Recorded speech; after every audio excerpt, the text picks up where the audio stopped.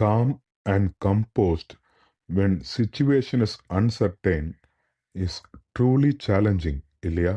Swimming செஷன்ல குழந்தைக்கு trainer swimming கத்துக்கிறதுக்கு தண்ணிக்குள்ள தள்ளி விடும்போது பதற அம்மா பக்கத்துல காம் அண்ட் கம்போஸ்டா அந்த மொமெண்ட்ல அவங்க கையை ஹோல்ட் பண்ணி கான்ஃபிடன்ஸ் கொடுக்கிற ஒரு ஃபாதர், வீட்டுக்கு ஒரே பொண்ணு வெளியூருக்கெல்லாம் போக வேணாம், இங்கேயே ஏதாவது வேலைக்கு போகட்டும் அப்படின்னு வீட்டில் எல்லாரும் சொல்லும்போது காமன் கம்போஸ்டா அந்த மொமெண்ட்ல உன் கரியர் ரொம்ப முக்கியம்னு ஃபுல் சப்போர்ட் கொடுக்குற ஒரு brother.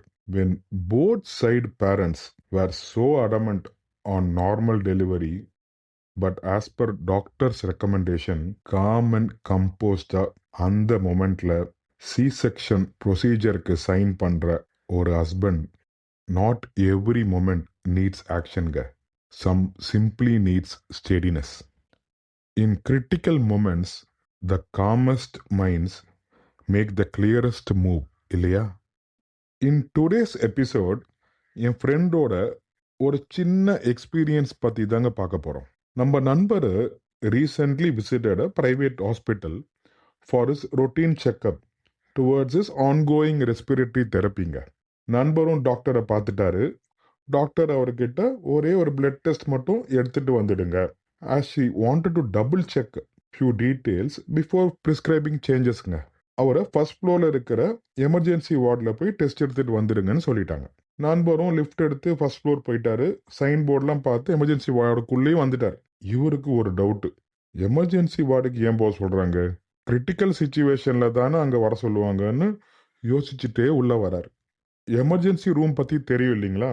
Hospital staffs different colour யூனிஃபார்ம்ஸில் இங்கேயும் அங்கேயும் போயிட்டு இருப்பாங்க. நம்ம நண்பர் அந்த எமர்ஜென்சி வார்டுக்குள்ளே என்டர் உடனே he heard a small girl screaming. Hospital ஸ்டாஃப்லாம் அந்த பொண்ணை சுற்றி நின்றுட்டு இருக்காங்க. இவருக்கு ஏன்னு தெரியல, ஸ்லோவாக ஒரு ஃபியர் வர ஆரம்பிச்சிருச்சுங்க. அப்ரோச் ரிசப்ஷனில் அவரை பெட் நம்பர் EP08 வெயிட் பண்ண சொல்லிட்டாங்க. நண்பரும் அந்த பெட்டுக்கு போயிட்டாரு. அங்கே இருந்த மேல் நர்ஸு அவரை வாட்ச் ஷூவெல்லாம் கேட்டுட்டு ஏறி படுங்கன்னு சொல்லிட்டாரு. ஸ்க்ரீன் எல்லாம் க்ளோஸ் பண்ணி விட்டுட்டாருங்க. லேசாக நண்பருக்கு பேனிக் ஆகுதுங்க, என்ன நடக்குதுன்னு. பேக்ரவுண்டில் அந்த சின்ன குழந்தை இன்டர்மிட்டன்ட் ஸ்க்ரீம்ஸ் வேற.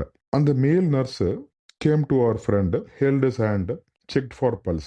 ஏதோ சொல்யூஷனை ரப் பண்ணுறாரு. தென் டோல் ஒரு சின்ன இன்ஜெக்ஷன் தாங்க, கொஞ்சம் லேசாக பெயின் இருக்கும்னு சொல்லிட்டு அந்த இன்ஜெக்ஷனை இன்சர்ட் பண்ணார். இன்சர்ட் பண்ணதுக்கப்புறம் அந்த இன்ஜெக்ஷனை கொஞ்சம் லெஃப்ட் ரைட்டு டூ அண்ட் ஃப்ரோ கொஞ்சம் ஷேக் பண்ணுறாரு, எடுத்து பார்க்குறாரு. ஆனால் பிளட் ஃப்ளோ இல்லைங்க. ஆனால் the pain was becoming unbearable. அவருக்கு ஏற்கனவே நண்பருக்கு கொஞ்சம் பயம் வேற. That male nurse removed the needle from my friend's armங்க. said sorry sir, இந்த டெஸ்ட்டுக்கு சாம்பிள் ஆர்டரியிலேருந்து தான் எடுக்கணும், ஆனால் அது கரெக்டாக எங்களால் பிரிக் பண்ண முடியல அப்படின்னு சொல்லிட்டு he took a help from the chief nurse. அந்த சீஃப் நர்ஸு மேடம் வந்தாங்க. she held my friend's arms, she told the pulse is good. அப்புறம் அவங்க ஒரு இன்ஜெக்ஷன் எடுத்தாங்க. she pricked. அதே மாதிரி அவங்களும் டூ அண்ட் ஃப்ரோ இப்படி சர்ச் பண்ணாங்க. ஸ்டில் நோ பிளட்டுங்க, ஒன்லி பெயின். நண்பருக்கு ஏற்கனவே பேனிக் சுச்சுவேஷனு, இந்த பிளட் சாம்பிள் வேற 2 வாட்டி ஃபெயில் ஆயிடுச்சு. இப்போ ஹாஸ்பிட்டல் ஸ்டாஃபும் கொஞ்சம் பேனிக் ஆயிட்டாங்க. ஹாஸ்பிட்டல் ரெப்யூட்டேஷனுக்கு எதாவது ஆயிடுமோன்னு அவங்களுக்கு கொஞ்சம் பயம் இருக்கு இப்போ. Then they went and explain the situation to the doctor there. அவர் வந்தார். அவர் ஒன்றும் பிரச்சனை இல்லைங்கன்னு ஐ வில் டேக் கேர் சொல்லி பார்த்தாரு. அவரும் அதே பல்ஸ் செக் பண்ணாரு. he held my friend's hand, ஒரு இன்ஜெக்ஷன் வாங்கினாரு. he also pricked, same result, still no blood sample. Doctor immediately said to apply ice and take rest for minimum 10 minutes. Then we will take a sample using an ultra scan and சொல்லிட்டு அவர் கிளம்பிட்டார். During that 10 minutes rest, my friend noticed one thing. Though the patients were critical in emergency situation, kid screaming in pain, the hospital staff were very very calm and sticking to their protocol. In the meantime, ஒரு senior nurse நம்ம ஃப்ரெண்டோட பெட்டுக்கு வந்தாருங்க. She asked sir, already கொஞ்சம் பேர் injection try பண்ணி பார்த்துட்டாங்க, உங்களுக்கு ஒன்றும் பிரச்சனை இல்லைன்னா நான் ஒரு வாட்டி ட்ரை பண்ணலாமா, இல்லை அல்ட்ரா ஸ்கேன் இன்னொரு 15 மினிட்ஸில் வந்துடும், வந்ததுக்கப்புறம் எடுத்துக்கலான்னு உங்கள் இஷ்டம் தான் சார், உங்கள் டிசிஷன்னு சொன்னாங்க.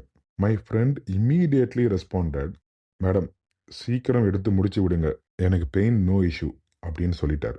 She held is arm, check the pulse Pricked, blood flowed, sample taken. She pasted a bandage and left.